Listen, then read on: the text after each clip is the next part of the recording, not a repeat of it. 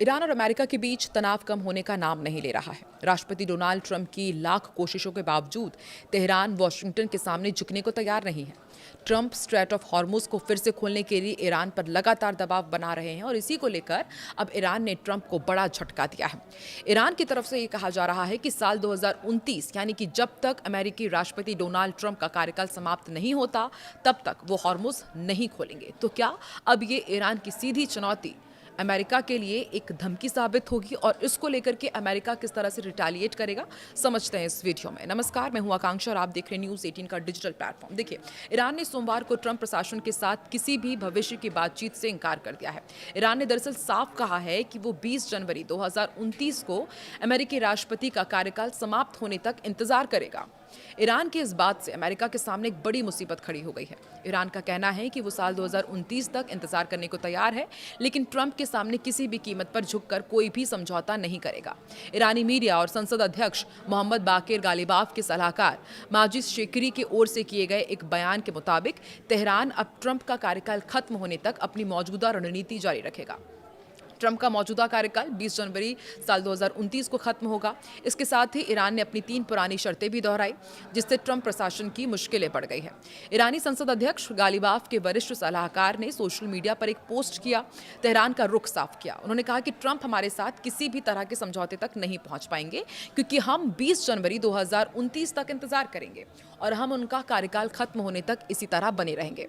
उन्होंने ये भी कहा कि ईरान का रास्ता ना तो सीधी जंग है और ना ही तत्काल समझौता, बल्कि ऐसी स्थिति बनाए रखना है जिसमें युद्ध भी ना हो और शांति भी पूरी तरह स्थापित ना हो। उन्होंने कहा कि इस माहौल में अमेरिका के साथ किसी भी तरह की बातचीत की सार्वजनिक रूप से पुष्टि करना सरासर बेवकूफ़ी होगी। उन्होंने कहा कि अभी हमारे लिए सबसे बेहतरीन और जीतने वाली रणनीति यही है कि हम इनकार करें, अनिश्चितता बनाए रखें और रणनीतिक धैर्य दिखाएं।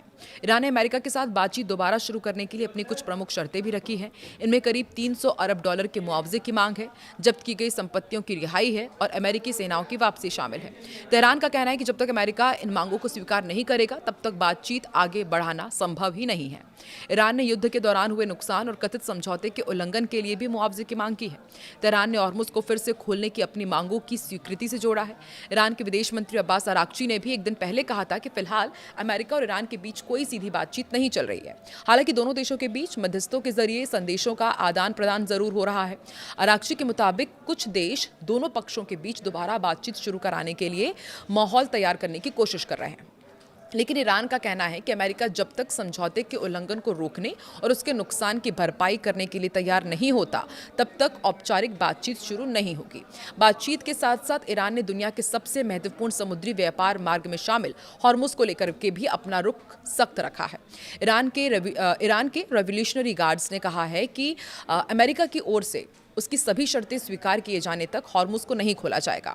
गार्ड्स के प्रवक्ता हैं हुसैन मोहेबी। उन्होंने कहा है कि फिलहाल ईरान की रणनीति स्ट्रेट ऑफ हॉर्मुज को तब तक बंद रखने की है जब तक अमेरिका उसकी सभी मांगों को एक्सेप्ट नहीं करता है। उन्होंने इसे अब सिर्फ एक समुद्री मार्ग नहीं बल्कि युद्ध का मैदान करार दिया है। हॉर्मुज सिर्फ एक समुद्री रास्ता नहीं है बल्कि पूरी दुनिया की ऊर्जा आपूर्ति की रीढ़ की हड्डी माना जाता है।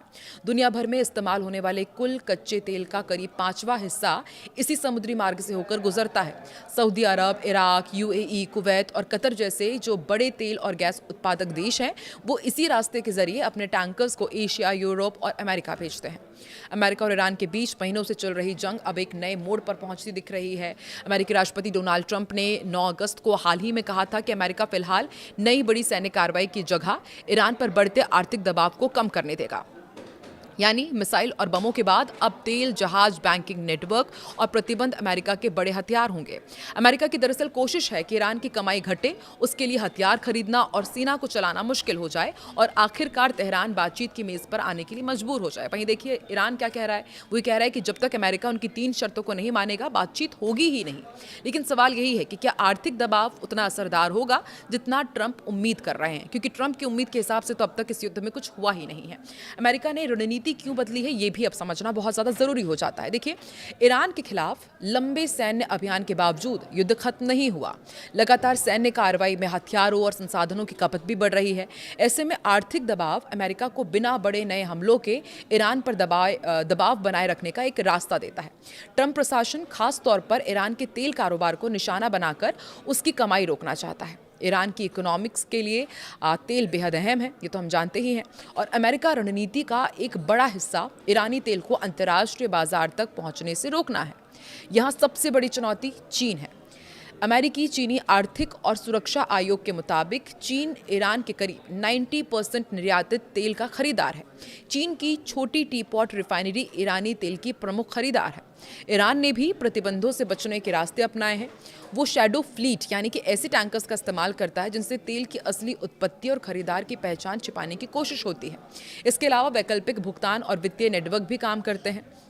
मार्च 2026 में युद्ध के दौरान भी एक ट्रैकर के मुताबिक ईरान ने करीब 11,36,000 बैरल प्रतिदिन तेल निर्यात किया, जिसकी अनुमानित कीमत करीब 3.63 अरब डॉलर थी।